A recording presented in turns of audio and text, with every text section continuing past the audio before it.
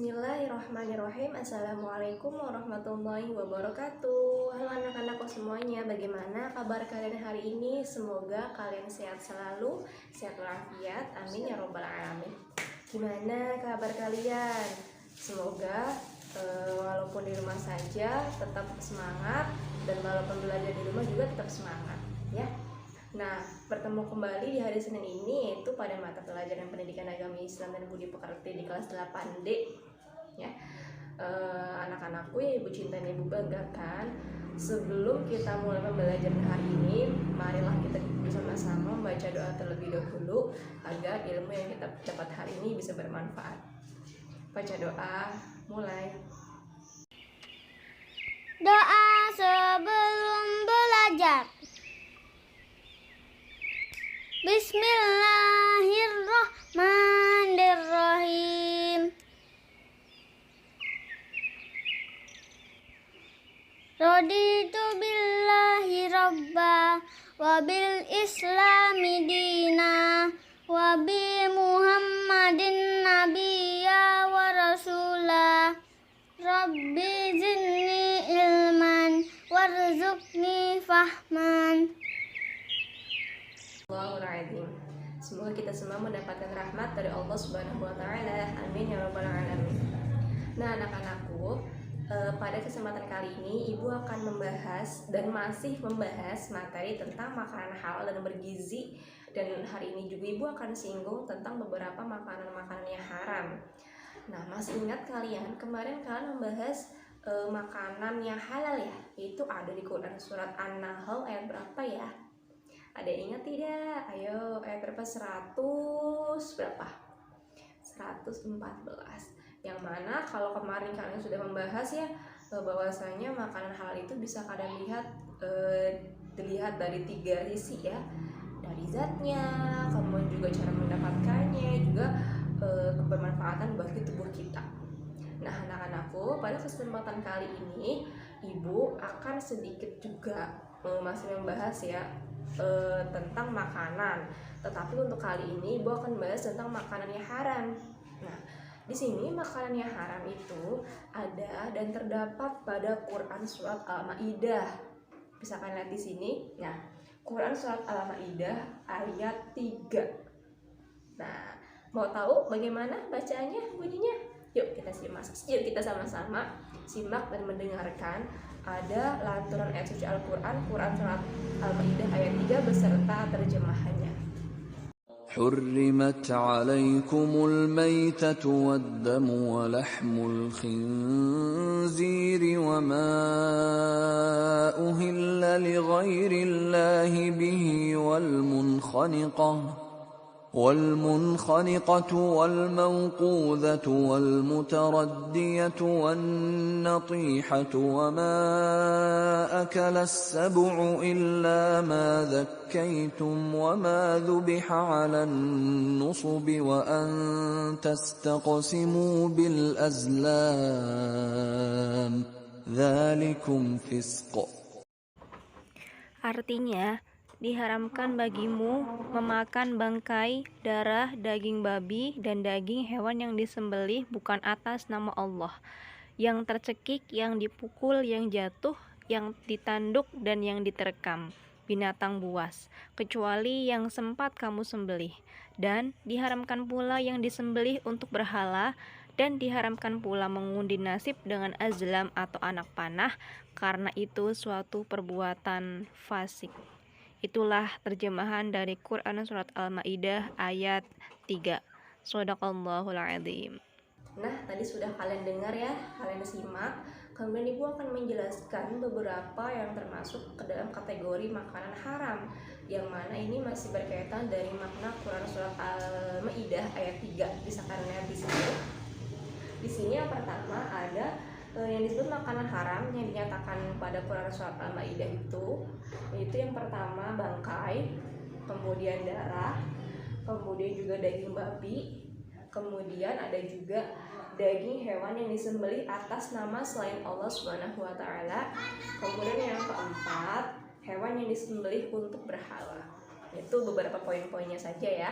Kemudian selain itu makanan haram selain yang terkandung dari Quran surat Al-Maidah ayat 3. Poin kedua, tadi kan A ya. Tadi itu poin A, makanan yang kategori haram menurut surat Al-Maidah ayat 3. Kemudian kategori yang kedua atau B itu di sini bisa kalian lihat semua jenis makanan yang mendatangkan mudarat atau bahaya terhadap kesehatan badan, jiwa, akal, moral dan akidah. Nah, itu disebut dikategorikan makanan haram. Yaitu bisa kalian juga lihat di sini Ibu sudah cantumkan ada Quran surat Al-A'raf ayat 33 ya. Kemudian poin yang ketiga atau C itu bisa kalian lihat di sini semua jenis makanan yang kotor dan menjijikkan atau khaba'ith, yaitu ada juga di firman Allah surat Al-A'raf ayat 157. Itu kategori makanan haram juga. Kemudian yang keempat ya atau poin D ya. Di sini makanan yang didapatkan dengan cara batil. Nah, berarti tidak baik ya. Berarti kan sama ya, hampir sama yang kayak kemarin kita singgung. Dilihat dari kategori yang halal itu seperti apa. Ini ya haramnya. Poin-poinnya hanya sampai 4 saja ya Ibu bahas. Ibu jelaskan poin-poinnya saja. Nanti adapun kalau kalian tidak mengerti bisa kalian tanyakan sama Ibu, bisa WA Ibu lewat caprik Ibu ya. Kalau kemarin sudah menjelaskan makanan halal, makanan haram sekarang, kemudian juga ada minuman juga, biar kalian sepaket mengetahui semuanya. Ada yang disebut minuman halal, berarti otomatis juga tidak boleh dikonsumsi. Ada apa saja kategorinya, bisa kalian lihat juga nih di sini. Nah, minuman halal itu minuman yang boleh diminum menurut ketentuan hukum syariat Islam. Semua jenis minuman yang ada di muka bumi ini pada dasarnya halal hukumnya, kecuali terdapat dalil Al-Quran atau hadis yang menyatakan keharamannya. Ada apa saja? Ya bisa kalian lihat di sini ada 4 poin. Yang pertama, tidak memabukkan, bukan khamr ya, berarti kan halal.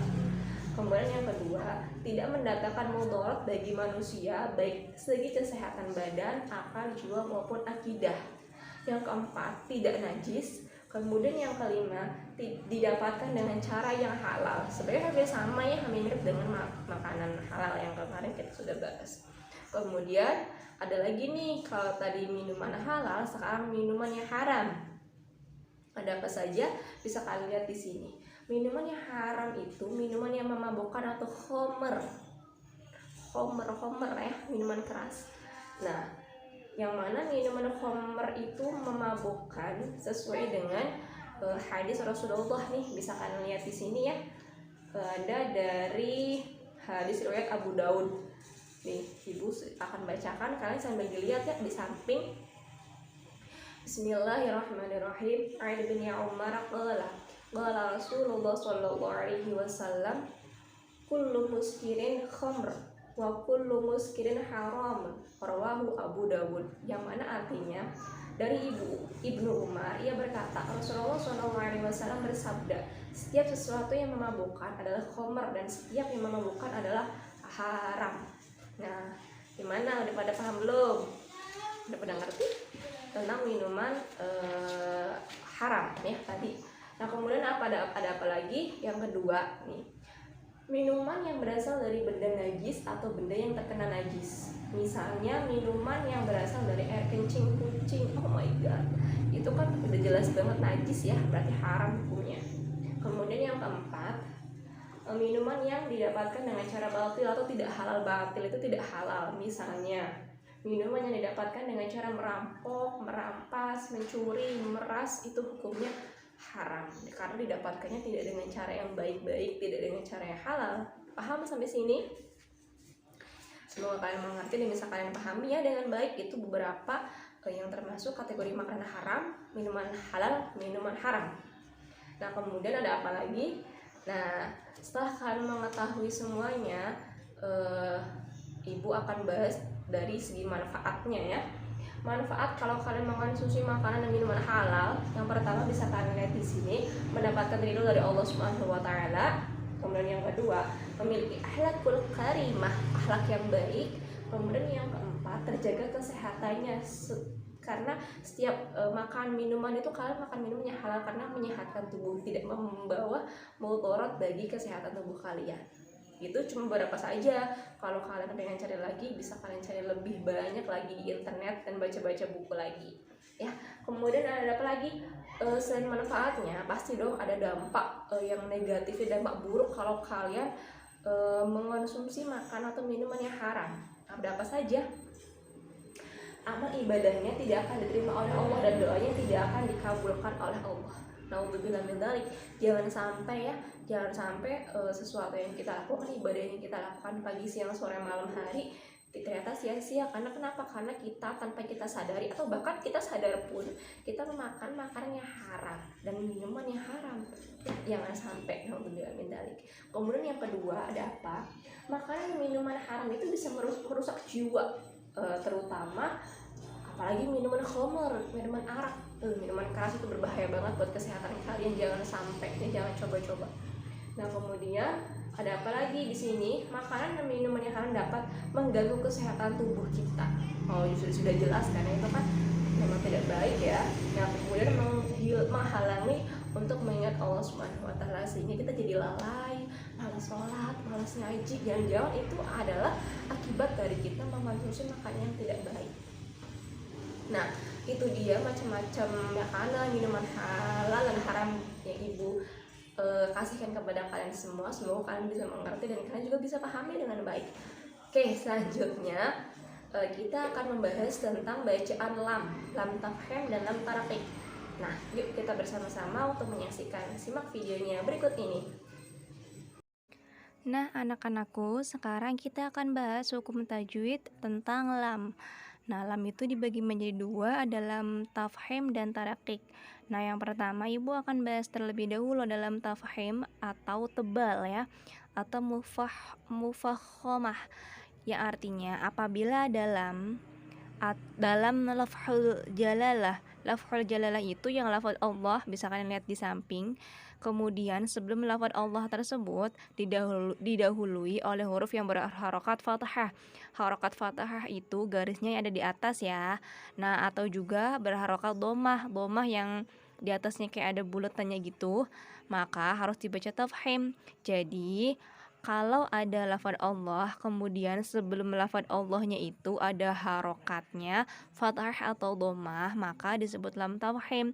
Cara bacanya itu, cara mengucapkannya ialah dengan menjorokkan kedua bibir ke depan. Kita kasih contoh. Ya, dilihat ya. Di sini ada contoh yang didahului oleh huruf yang berharokat fathah. Bisa kalian lihat di situ ada lafaz Allah kan, banyak ya. Nah, coba kalian perhatikan. Di lafaz Allah itu huruf sebelumnya itu ada harokat apa? Ada harokat fathah kan yang garisnya di atas. Di sini ada contoh yang pertama. Kita baca bareng-bareng ya, sambil kalian praktekkan dengan menjorokkan kedua bibir ke depan. Dimajuin kedua bibirnya ke depan.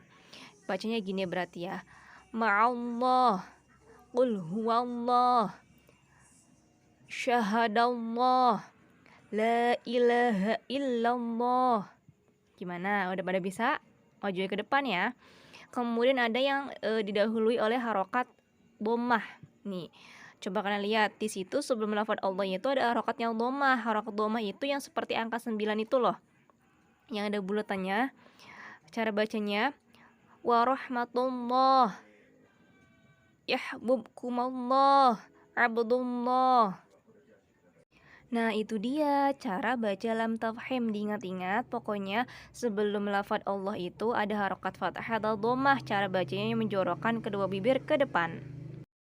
Nah, selanjutnya ada yang kedua itu lam tarqiq atau tipis ya, muraqqaqah, yaitu apabila dalam lafzul jalalah ya, berarti yang lafaz Allah juga sama, tetapi didahului atau sebelumnya itu ada harokatnya berharokat kasrah. Kasrah itu berarti garisnya di bawah ya. Ingat-ingat, kalau fathah di atas, kasrah di bawah. Kalau dhammah itu berarti yang seperti angka 9 tidur. Nah, tetapi cara bacanya juga beda. Posisi mulutnya tidak menjorokkan ke depan. Nah, kita lihat bareng-bareng. Coba dilihat, di situ ada lafaz Allah kan. Sebelum lafaz Allah itu ada harokatnya kasrah. Kita lihat contohnya, baca bersama-sama, dilihat ya. Ingat, dibacanya tidak menjorokkan ke depan bibirnya. Bismillahi fi rasulillah fi dinillah. Gimana? Udah pada paham? Jadi bacanya tipis ya, karena posisinya itu seperti I ya, tidak menjorokkan ke depan. Nah, itu dia anak-anak contoh dari lam taraqiq. Anak-anakku, silakan untuk tugas pada hari ini ada 2 ya. Yang pertama, tuliskan 3 contoh bacaan lafz tafhim kayak yang tadi Ibu sudah jelaskan. Tuliskan contohnya, ditulis pakai bahasa Arab. Dan yang kedua, tuliskan 3 contoh bacaan lam taraqiq juga di buku tulis ya. Kalau semuanya sudah dikerjakan, silakan nanti kalian bisa difoto tugasnya, kirim ke nomor Ibu Umi ya. Nah, nomornya nanti akan Ibu share di grup. Oke? Semangat semuanya, selamat mengerjakan. Pakai pulpen ya, nggak boleh pakai pensil. Alhamdulillahirrahmanirrahim. Alhamdulillah kita semua sudah menyelesaikan, sudah menyimak berbagai rangkaian pembelajaran hari ini, berbagai macam-macam materi pada kali ini. Semoga kalian bisa mengerti, memahaminya dengan baik. Bukan hanya bisa kalian pahami, tapi juga bisa kalian terapkan di kehidupan kalian masing-masing semuanya. Nah, dicukupkan ya pertemuan kali ini. Jangan lupa kalian untuk mengerjakan evaluasi soalnya ya. Nah, evaluasi soalnya mungkin itu saja yang bisa Ibu sampaikan. Kurang dan kurangnya Ibu mohon maaf. Nah, cukup sekian dari Ibu. Jangan lupa untuk materi selanjutnya dipelajarin ya. Wassalamualaikum warahmatullahi wabarakatuh.